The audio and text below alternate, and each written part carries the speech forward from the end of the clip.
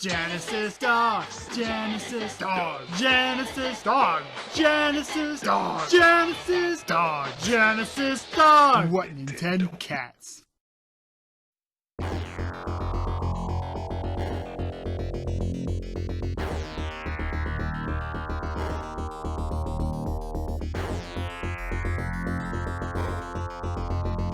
Hello, Woof, and welcome to the 19th Genesis Dogs rating.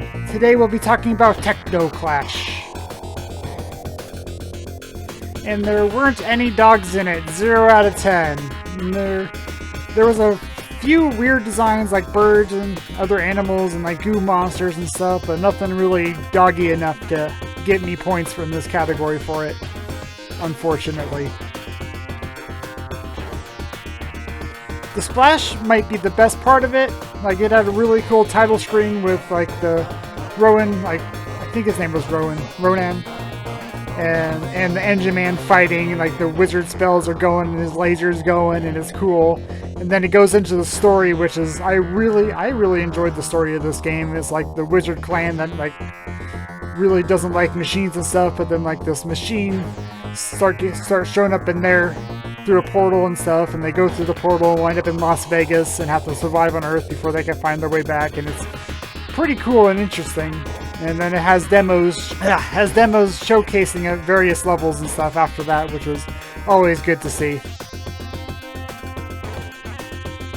Music was also pretty decent. It wasn't like super catchy and stuff, but it did have like that futuristic punk soundtrack kind of. A lot of ambient music too that really fit pretty well in the environments.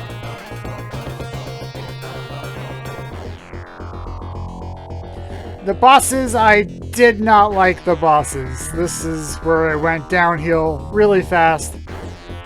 The bosses tend to be too fast, too strong, too damage spongy, and it was always a pain. They're like resource drains in this game. Yeah, there's definitely some like the Roomba where it's like constantly firing at you at every single direction. There's not really any way to approach or shoot at it from where you are without getting shot yourself, and like using your invulnerability spells almost feels like a must. Same with your healing spells, which run out pretty fast against some of the later bosses when they're just constantly pelting you from across the map. Like, even off screen and stuff, they're still shooting at you. And it's just a really rough time, and some of them have multiple phases and really wear down all of the resources you got. Difficulty as part of the bosses, it wasn't just the bosses, like everything shoots really fast. And whenever you shoot something, it kind of jitters out of, like it gets pushed out of the way, so you can't really keep shooting at it without repositioning yourself. And in later stages, there's like invisible walls you have to find yourself through, and there's lots of tight corridors with infinitely respawning enemies filling these corridors that even when you destroy them, they will respawn behind you, start shooting you there, and it's a really it's a really rough time in the end game. So I did give it 5 out of 10, mostly out of the difficulties with like the difficulty and just how it ramps up kind of choppily and not so great.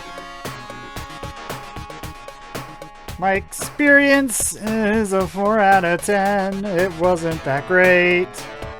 Like, I will say some good things about this game. I really did enjoy the story. Like, it was engaging. I liked the characters. I liked the writing.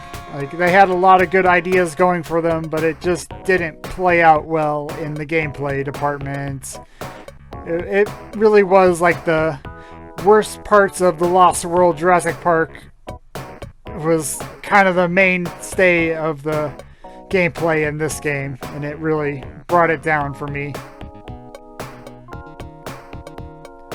Total is 27 out of 60. I think there's a lot of potential for it to be a great game, but it was not a great game.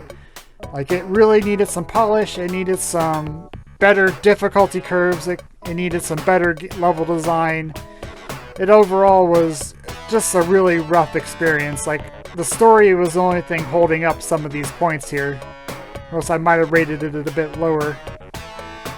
But yeah, it's third from the bottom. Maybe deserves a little bit lower, maybe deserves about where it is. Anyways, yeah, there we go. Wheel time! Wheel, wheel, wheel!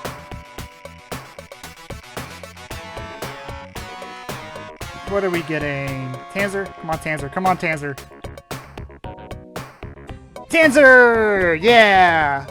That's a Homebrew 2019 Hack and Slash. Coming up next, Tanzer. It's by Mega Cat Studios.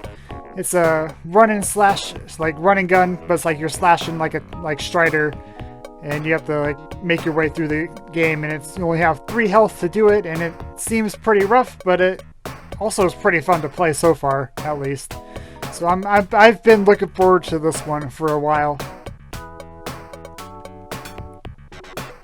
In the Wheel of Games. Current letter is T, so all these games on the wheel start with the letter T. $1 you donate to me on coffee.com/GenesisDogs, and I'll increase the size of the wedge and make it bigger, easier chance to land on. $5 I'll add any game that starts with the letter T to the queue, and $10 is any Sega Genesis game that can get put on the queue for play next. And thanks for joining me. I'll woof y'all later. Woof woof.